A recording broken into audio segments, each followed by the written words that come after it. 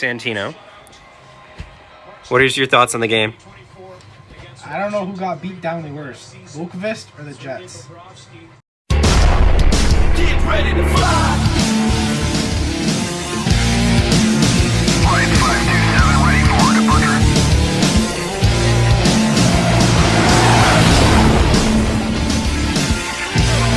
Get ready to fly.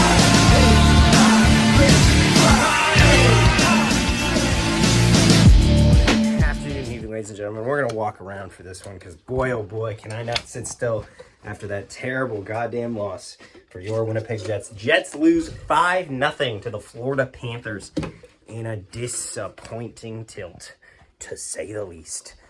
Panthers looked infinitely better than your Winnipeg Jets and absolutely dominated them in every facet of the game. The Jets never got going. I'm a little sick right now, so as you can tell, I'm a little pale. Is what it is. I know I'm normally pale, but this is a different pale. Jets never got going. The offense never got clicking.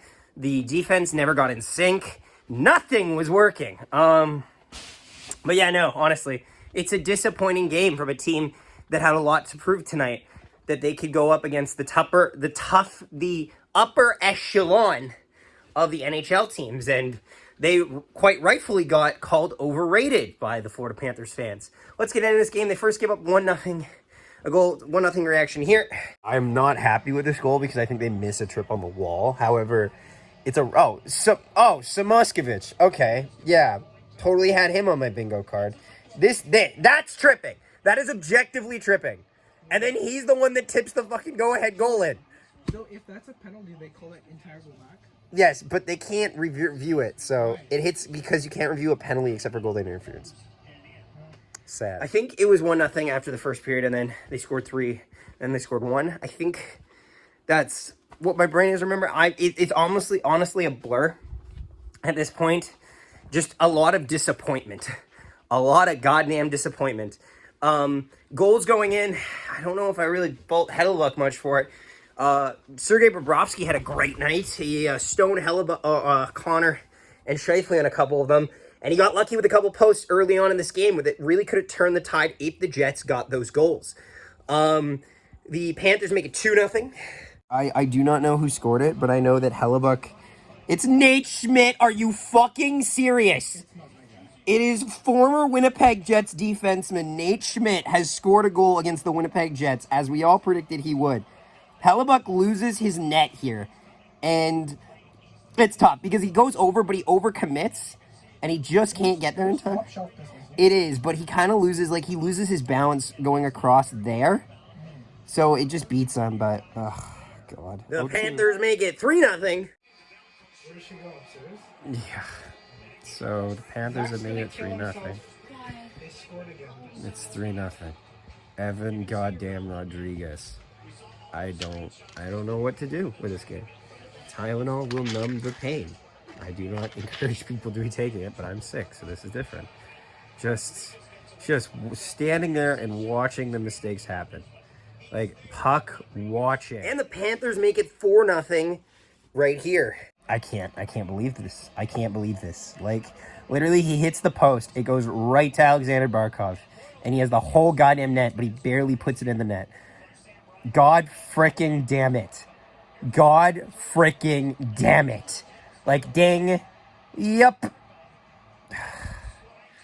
I don't know what you're doing here. Beats Josh, beats Mark, beats Kyle. Ehlers is there. So these are goals. The goals that they're giving up, brother. I don't know what to tell you. The Nate Schmidt goal, nobody picks it up. The first goal, nobody picks up Samoskevich.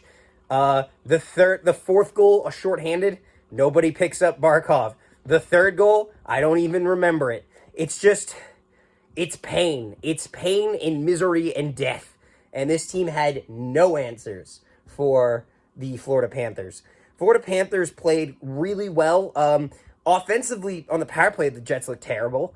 They never got any good momentum, good pressure. The teams have adapted to their new system, and not only that, but they gave up a shorthanded goal, which was brutal.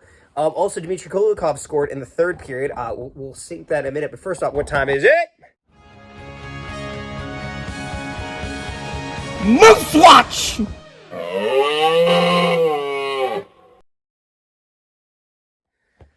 Moose Watch. So, Manitoba Moose in the penny, out for a pound. Every second game, like they're like a 500 team. The Manitoba Moose are a 500 team. And also too, Capo Kakinen, as we predicted, is getting reps with the Manitoba Moose. He's playing tonight actually against the Chicago Wolves. The Moose currently lead that game 2-1. Moose lost the other night against the Rockford Ice Hogs, if I'm not mistaken. Tough, honestly. Prospects looking good. Kevin Hay, Kieran Walton, Jacob Julian had his first 2-point night of the season. A bit of a slower start for Jacob Julian this season rather than last year where he was lighting it up, but that's because it's a weaker London Knights team. I'm not really holding it against them. Here are some of the highlights from those Moose games. Toninato combined for a good look. Now they're into the offensive zone again. Pass out in front, they score! Tyson Empey on a setup from Mark Lewinsky behind the net, and the Moose finally onto the board. Into the top of the zone, long shot tipped in front and just wide. Kuzman a follow-up, that's deflected right out in front, and they score! Tyson Empey, his second of the game, and the Moose lead 2-1. Now, here's Toninato in on the right side. Ford heading towards the net. Toninato peels back, puts it up top for Lundmark, leans into one, and he scores! Simon Lundmark gives the Moose an early lead. Across the ice, and he'll get it over for Zalotti.